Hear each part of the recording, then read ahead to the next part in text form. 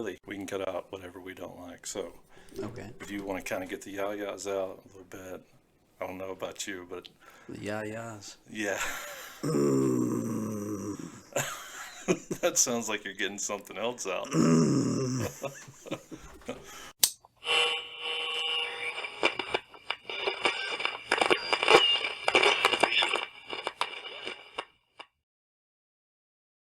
What's happening, Whomitmay? This is Bobby D.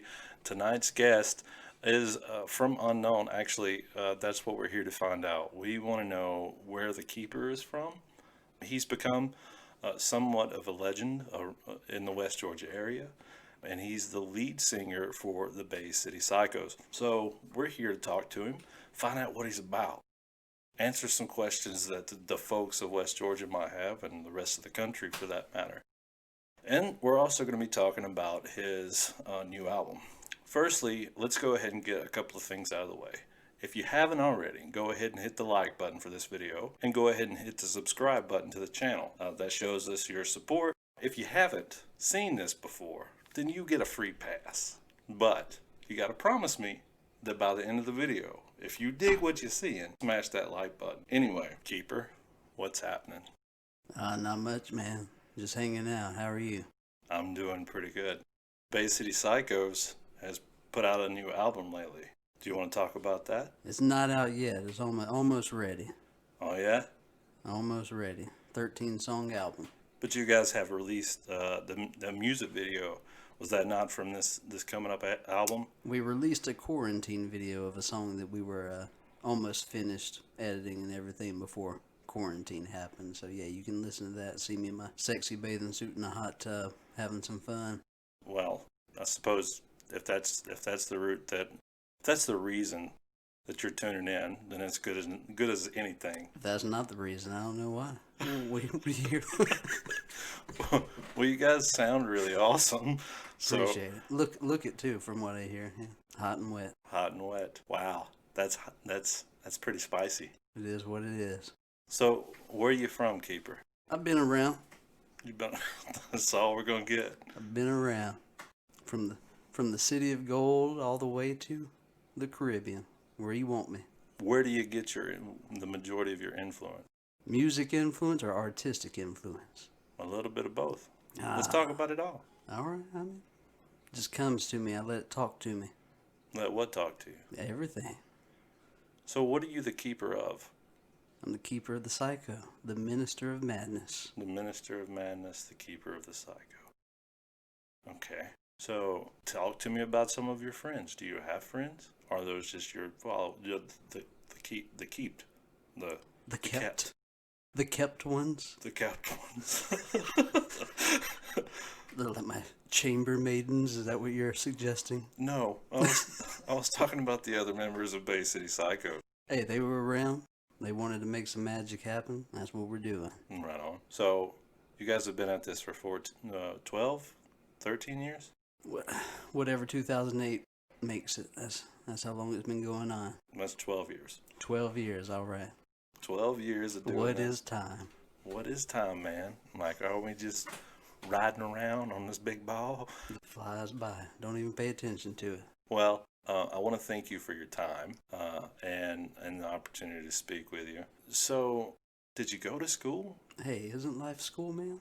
Life is school. Life is school. So that's your educational background. Hey, I got some education. The world is a tough teacher. That she is. And she will grade you on righteously. Yeah, she does her work. So what do you do besides Bay City Psychos, your work with them? So outside of music, what do I do? Yeah. I make other music. What do you... Okay. And I make some weird stuff. Other people say it's weird. I just think it's cool. So give me an example of this weird stuff that you make. Hey, you find a pair of false teeth, you turn it into a person. I mean, sure. I think that's in a book somewhere. Yeah. That makes total sense.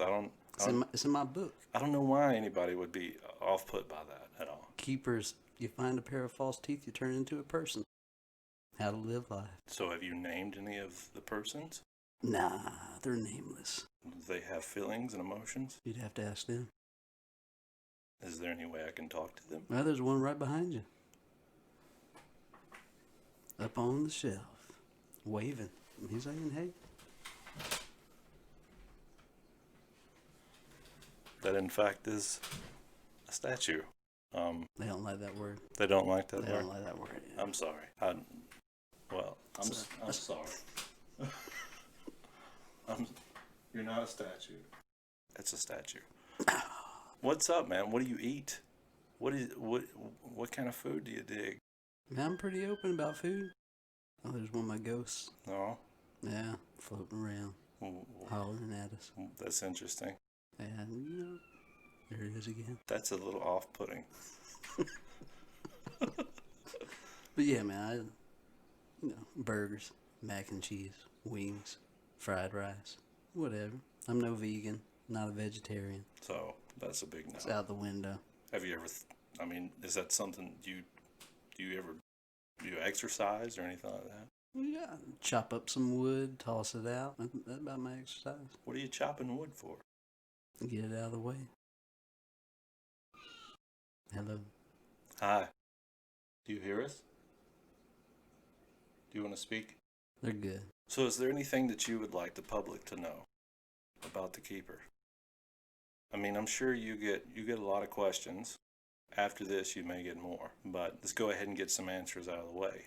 All right. What's some questions you think people have? Like, how do you stay so fit? How do I stay so fit? It's the cutting the logs. That's the thing. That's the thing. Cutting logs, sweating it out.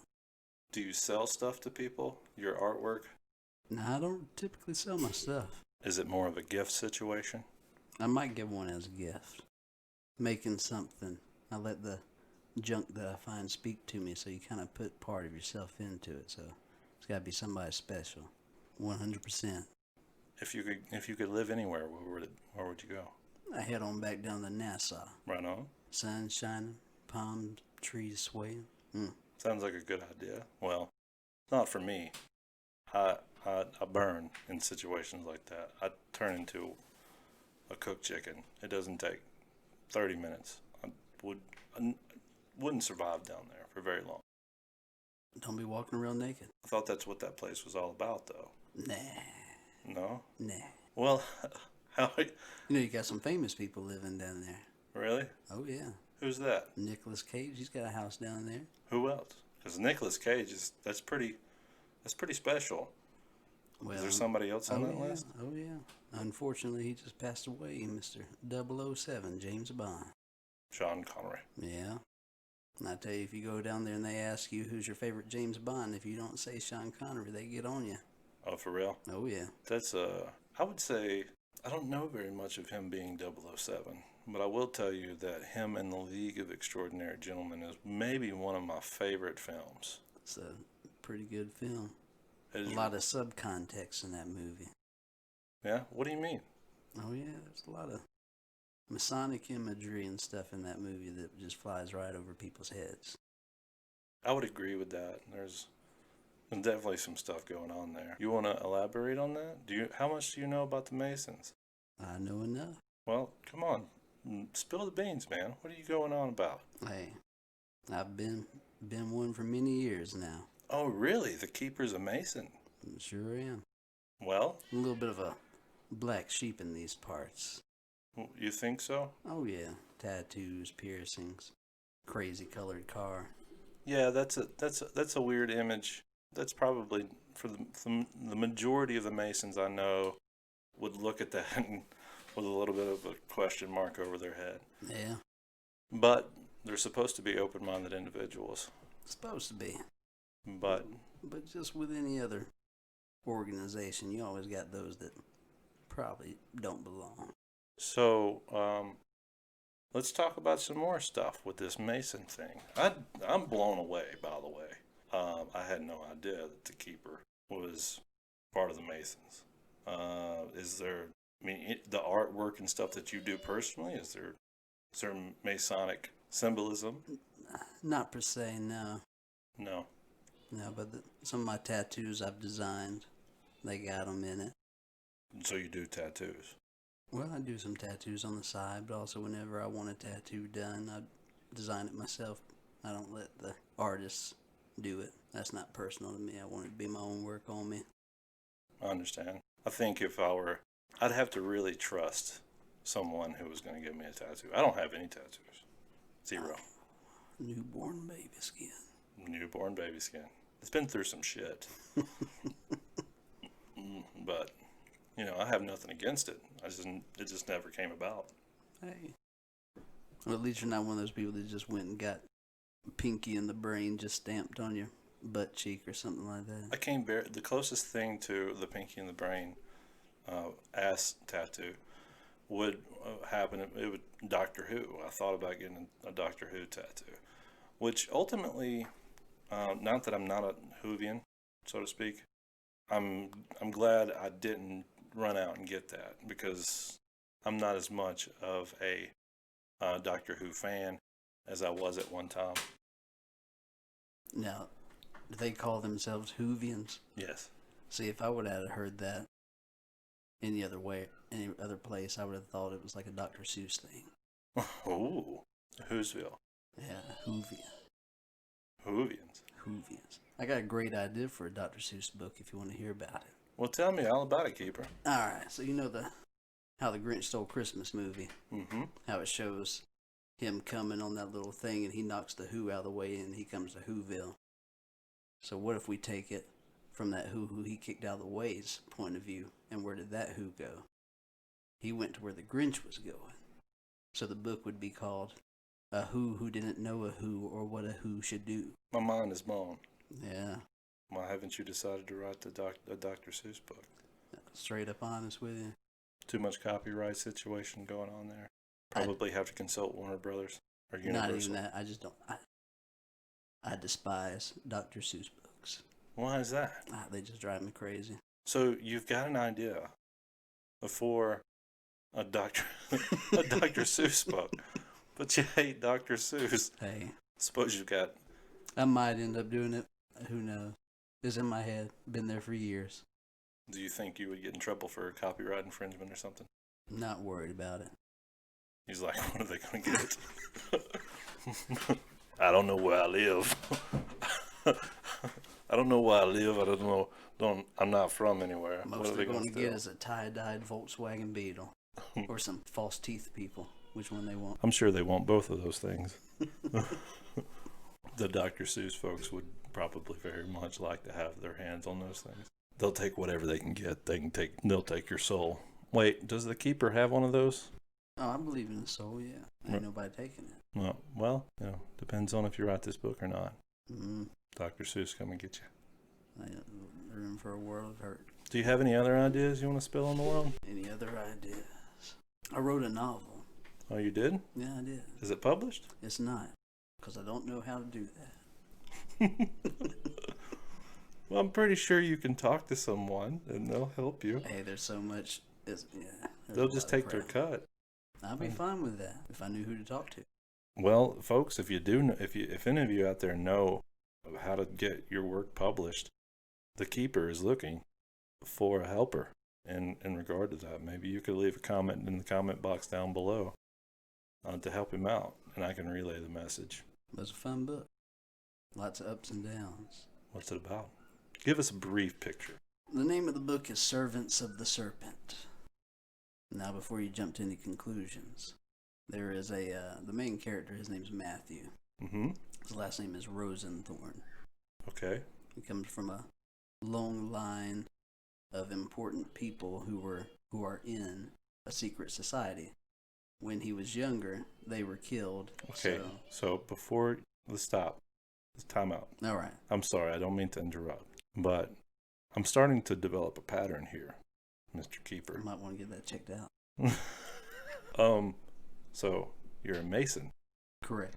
And you've written a book now about secret societies. Correct. Okay. What's the pattern?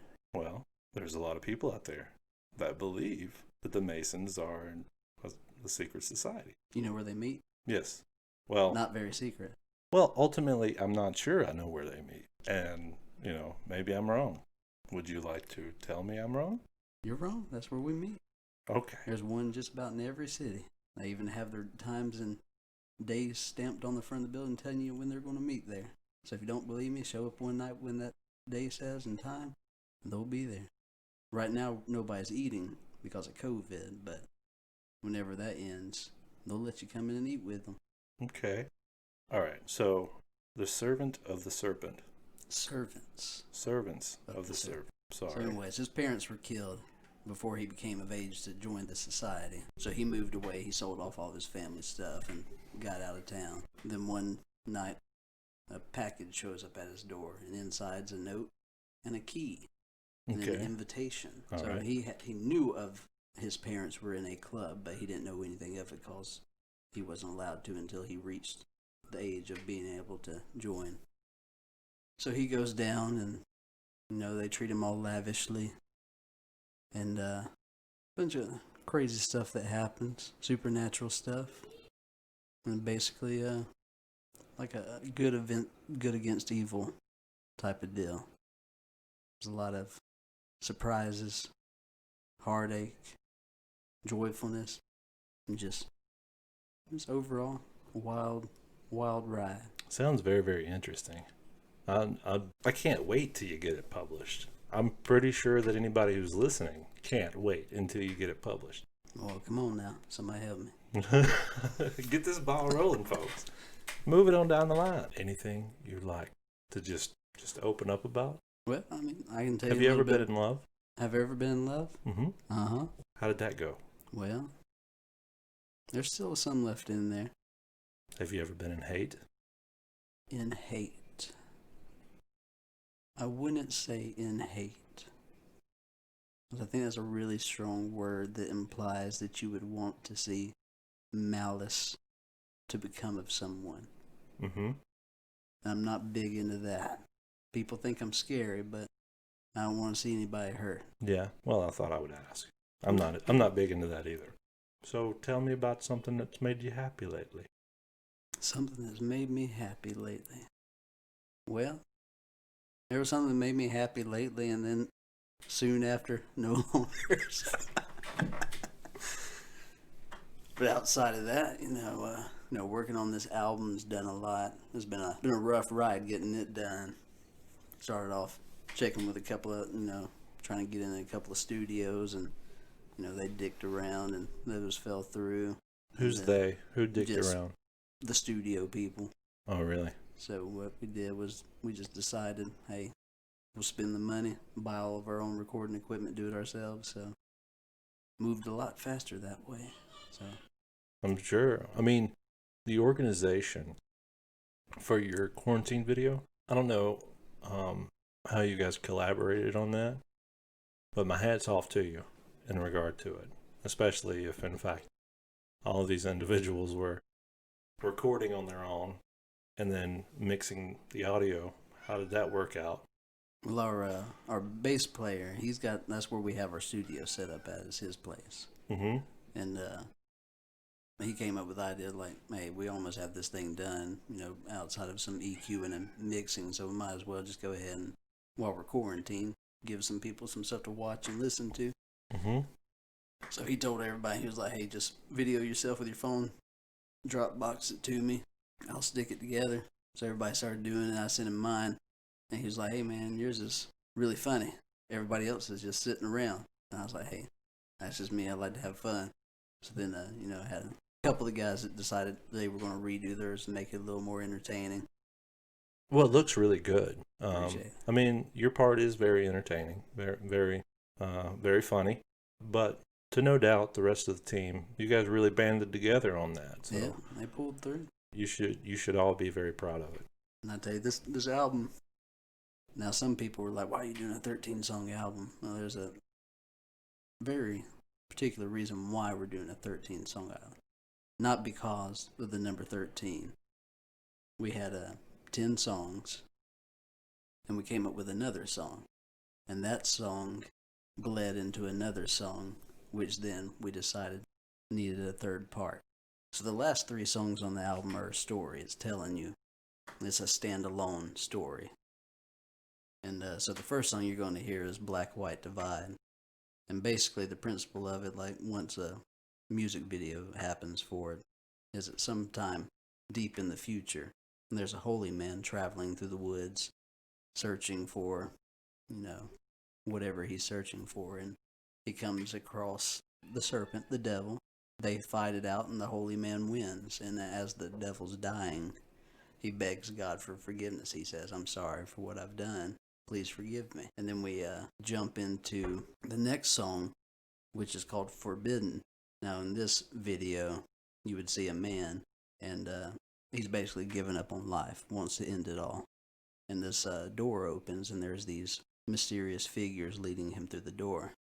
And the door is a portal, and he comes out into this lavish, beautiful world. A garden, if you will. And there he sees a beautiful naked woman next to a man. And he lusts for this woman. He wants to make this woman his. And so they sleep together.